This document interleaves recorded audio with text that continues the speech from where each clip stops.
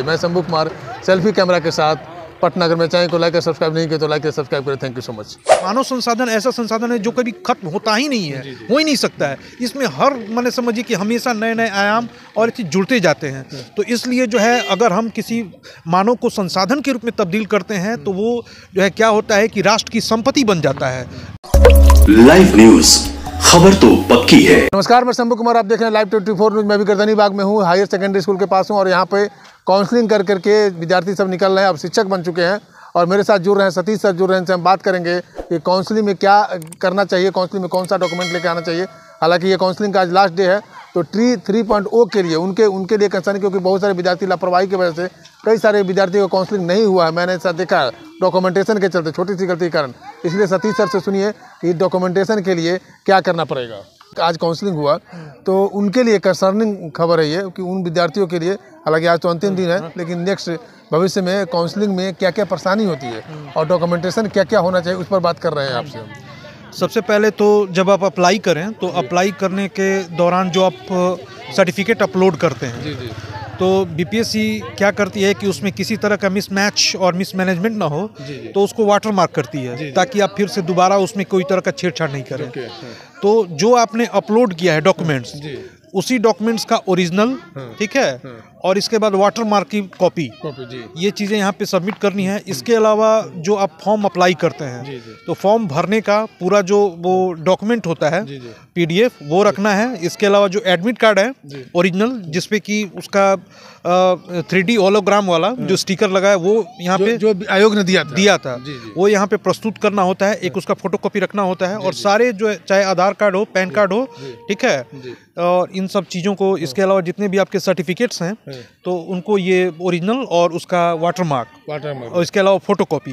तो कोई भी अभ्यर्थी जो है 3 सेट में अपने सर्टिफिकेट्स और तैयार करेंगे। एक ओरिजिनल रहेगा, एक वाटरमार्क कॉपी रहेगी और एक फोटोकॉपी रहेगी। मतलब वाटरमार्क का फोटोकॉपी, हाँ, वाटरमार्क के साथ जो आपने अटैच किया है उसका साथ फोटोकॉपी। तो ये सारी चीज़ें होनी चाहिए। और दूसरा चीज़ की बहुत आयोग जो है कड़ी निगरानी इसमें ये काम कर रहा है और जाहिर सी बात है कि इसमें जो इम्पर्सोनिफिकेशन वाले लोग हैं वो बाहर रहेंगे और जाहिर सी बात है कि अच्छी चीज़ें इसमें, जिसमें कि अच्छी चीज़ें आपको अच्छे छात्र, अच्छे लोग चुन के आएंगे। अच्छे लोग आएंगे तो ऐसे ही हमारी शिक्षा की जो गुणवत्ता है, ठीक है, वो बढ़ जाएगी। क्योंकि ऑलरेडी जो बीपीएससी से क्वालिफाई होके आएंगे टीचर, तो उनका कैलिबर तो हाई होगा ही। तो इस दृष्टि से देखा जाए तो ये एक बहुत अच्छी पहल है और वो दिन दूर नहीं जब हम नीति आयोग के अधिकांश शैक्षणिक और जो रिपोर्ट होती है तो उसमें ऊपर से ऊपर के रैंक में हमारा राज्य रहेगा। हाँ। आपने एक बहुत अच्छा सवाल किया, मैं इस पर टॉपिक भी रखा हूँ कि मुखिया द्वारा चयनित शिक्षक और एक बीपीएससी आयोग के द्वारा चयनित शिक्षक, ये दोनों ही आपको पता है। आप खुद बीपीएससी से क्वालिफाई हैं, तो आपने हालांकि चर्चा कर दी है। तो क्या अब जो है स्कूल में किसी तरह का मनभेद तो इस बात की नहीं होगी? दूसरा नंबर, जो हमारे बिहार की जो शैक्षणिक जो स्थिति है पूरे भारत में थोड़ा डगमग स्थिति है, बहुत गड़बड़ स्थिति है। तो क्या आप लोग इसको अपने कंधे पर भार लेकर के, आपको बीपीएससी के द्वारा चयनित है, तो क्या आप शिक्षा को सुधारने की कोशिश करेंगे, आपकी शिक्षक समुदाय? सबसे पहला बात कि शिक्षक जो होते हैं वो भविष्य के और समाज के नीति निर्माता होते हैं, ठीक है। एक कहीं किसी भी समाज की जो गुणवत्ता होती है और वो जो लाभप्रदता होती है वो डिपेंड करती है कि वहाँ शैक्षणिक स्तर कैसा है। जैसे यूनाइटेड नेशंस डेवलपमेंट प्रोग्राम का जो HDI ह्यूमन डेवलपमेंट इंडेक्स जारी किया जाता है तो उसके 3 मेन सर्कमस्टांसेज होते हैं, जिसमें एक होता है शिक्षा का स्तर। उसमें जो है सकल नामांकन दर या फिर उसके बाद शिक्षा तक पहुँच, ये सारी चीज़ जो है उसके इंडिकेटर्स होते हैं। तो उस आधार पर क्या होता है कि कहीं की भी शिक्षा का जो मतलब मापा जाता है कि उसका कैसा पैमाना है, उसी आधार पर। आप स्कैंडिनेवियन कंट्री का देख लीजिए, वो HDI के, चाहे नॉर्वे हो, आइसलैंड हो या फिर स्वीडन हो, वहाँ पे बहुत आगे इसका कारण है कि शिक्षा का स्तर बहुत ज़्यादा है वहाँ पे, ठीक है। तो इसलिए जो है, और ये सोशल सेक्टर के बिना कोई भी इकोनॉमिक चाहे एथिक्स सेक्टर हो वो आगे बढ़ नहीं सकता है। ये जो है एक समझिए कि कुशल जो मानव संसाधन है उसके लिए एजुकेशन बहुत ही अच्छी चीज़ है। क्योंकि बिना मानव संसाधन ऐसा संसाधन है जो कभी खत्म होता ही नहीं है, हो ही नहीं सकता है। इसमें हर मैंने समझिए कि हमेशा नए नए आयाम और चीज़ जुड़ते जाते हैं। तो इसलिए जो है अगर हम किसी मानव को संसाधन के रूप में तब्दील करते हैं तो वो जो है क्या होता है कि राष्ट्र की संपत्ति बन जाता है, ठीक है। और राष्ट्र की जो उपयोगिता होती है, उत्पादकता होता है, उसमें वो स्वयं हाथ बटाता है। ऐसे ही राष्ट्र आगे बढ़ जाता है। तो चलिए हम बात करते हैं एजुकेशन पे भी बात कर रहे हैं, आपने चर्चा कर दिया, नॉर्वे की बात की है।